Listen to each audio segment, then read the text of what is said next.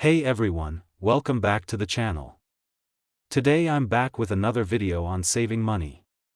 We're going to explore 8 simple habits that can help you boost your savings and lead you closer to your goal of financial freedom. This is the Finance Virtuoso channel, where we talk about all things finance. If you're new here, be sure to subscribe and hit the notification bell so you don't miss out on any future money tips and tricks. Now, before we jump in, let me ask you something. Have you ever bought something on impulse, only to regret it later? Maybe it was that fancy gadget that's now collecting dust, or those designer shoes you've worn exactly once. We've all been there, right? That's because we're living in a world that's constantly pushing us to consume more. But here's the thing, that cycle of buying and spending? It rarely leads to lasting satisfaction. So, what's the alternative? Enter minimalism.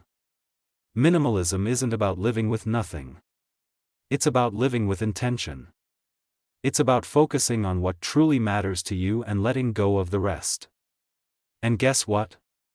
When you do that, you naturally start saving money. Let's dive into our first habit. 1. Leave your car at home. Now, I can already hear some of you saying, "But I need my car." And for some of you, that might be true. But for many of us, especially those living in cities, our cars are more of a convenience than a necessity.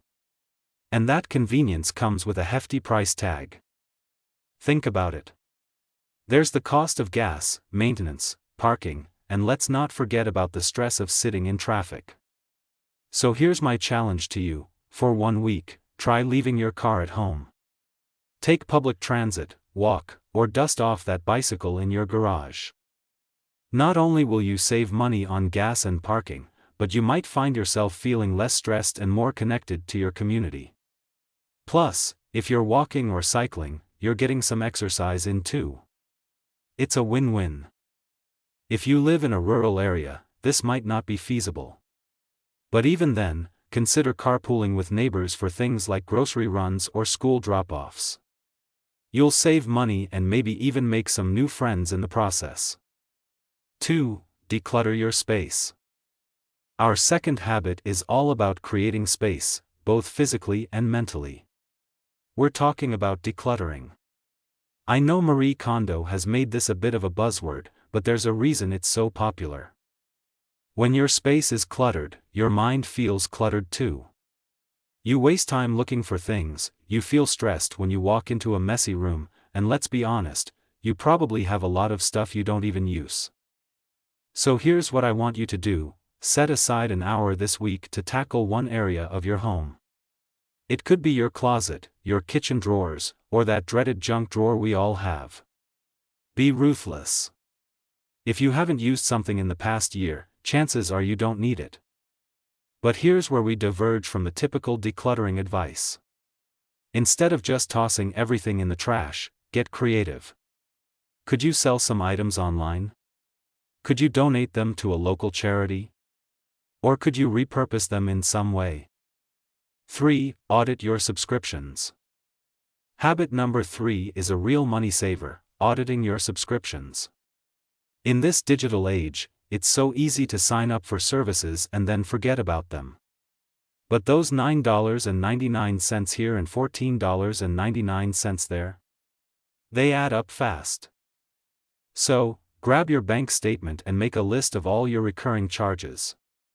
Netflix, Spotify, that meditation app you downloaded and used twice, write them all down.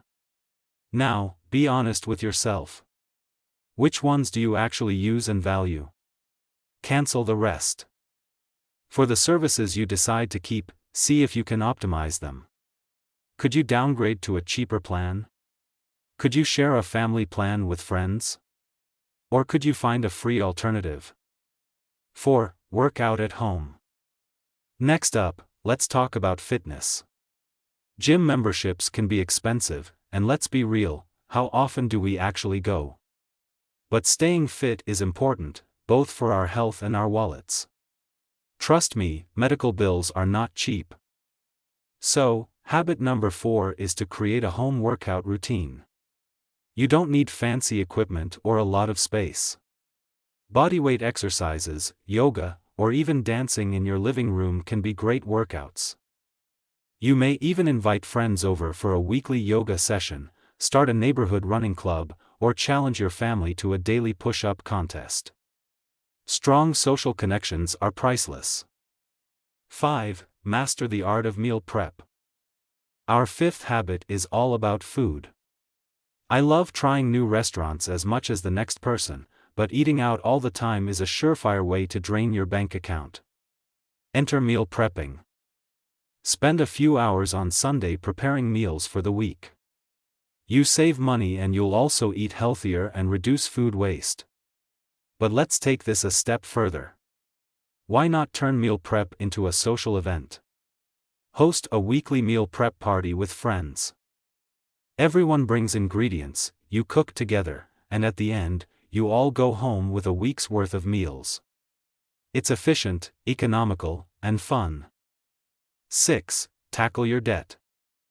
Habit number 6 might not be the most exciting, but it's crucial: tackling your debt. High-interest debt, like credit card balances, can seriously hinder your ability to save. Make a list of all your debts, focusing on the interest rates. Then, strategize. Could you transfer high-interest balances to a lower-interest card? Could you negotiate with your creditors for better terms? Every dollar you save on interest is a dollar you can put towards your future. But here's where I want to challenge you: once you pay off a debt, don't increase your spending. Instead, take that money and redirect it to savings or investments. 7. Redefine your work-life balance. Our seventh habit is about something we often overlook when it comes to saving money: our time. Many of us fall into the trap of overworking, thinking it will lead to more money and security.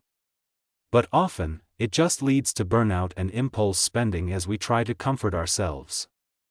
So, I want you to redefine your work-life balance.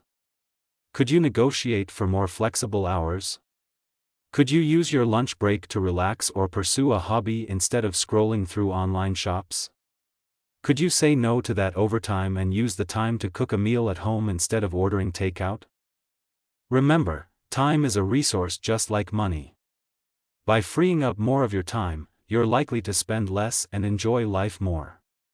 And isn't that the whole point of saving money in the first place? 8. Focus on needs, not wants. Our final habit ties everything together: focusing on your needs rather than your wants. This doesn't mean living a life of deprivation. It means being intentional about your purchases and making sure they align with your values and goals. Before you buy something, ask yourself, do I need this? Will it truly add value to my life? Could I borrow it instead? Could I find a more affordable alternative? Extend this thinking beyond material purchases. Apply it to your time and energy too. Are you saying yes to commitments that don't align with your priorities? Are you spending time on activities that don't bring you joy or move you closer to your goals? By focusing on your needs, both material and non-material, you'll naturally cut out a lot of unnecessary spending and free up resources for what truly matters to you. So, which of these habits are you excited to try?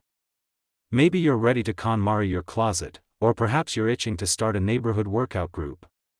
Whatever it is, I want to hear about it. And hey, if you're feeling a bit overwhelmed, remember, you don't have to do everything at once. Start with one habit that resonates with you and go from there. Rome wasn't built in a day, and neither is financial freedom. See you in the next video.